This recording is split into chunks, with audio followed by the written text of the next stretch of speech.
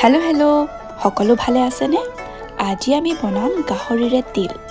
তাৰ কাৰণে আমি শুকাই লোৱা তিল এইদৰে ভাজি তাক গুড়ি কৰি লওঁ আৰু তিলটো টুপটুপকৈ ফুটিব। তাৰপিছত এখন তেলত পিঁয়াজ, নহৰু, জলকীয়া, আদা ভালদৰে দি ল'ম আৰু বইল হোৱা গাহৰি ভাজি দিম। ভাজি তাত নিমখ, হালধি, অলপ জিৰা গুড়ি, মিট মছলা আৰু কাশ্মীৰী লাল মিৰ্চ পাউডাৰ দি দিম।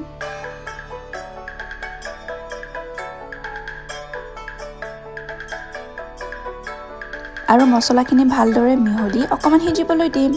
আৰু গাহৰিখিনি যিহেতু অলপ বইলেই কৰি লৈছোঁ, 3-4টা হুইচেল মাৰি লৈছোঁ প্ৰেছাৰ কুকাৰত, সেয়েহে বেছি নাভাজি তাতে আলু দি দিম।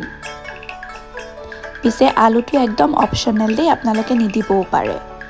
আলু অলপ সিজাৰ পিছতে তাতে বিলাহী দি দিম।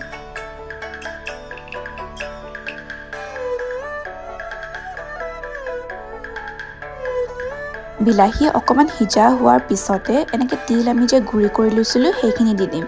আৰু তিল ইমান দৰে আমি ভাজিবও নালাগে তেলত।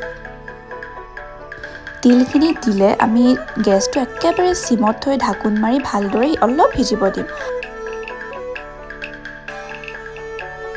আৰু দেখিছেনে তেল কেনেকৈ ওলাইছে তিলৰ পৰা? এনেকৈ যেতিয়া তেল ওলাব আপোনালোকে প্ৰায় সিজি গ'ল বুলিয়ে ভাবি ল'ব।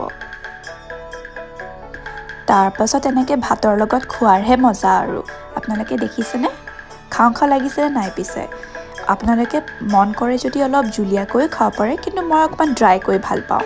আপোনালোকে কিন্তু নিশ্চয় ট্ৰাই কৰিব দেই, এই ৰেচিপিটো একদম ইজি আৰু গাহৰি খোৱা মানুহেতো খুবেই ভাল পাব।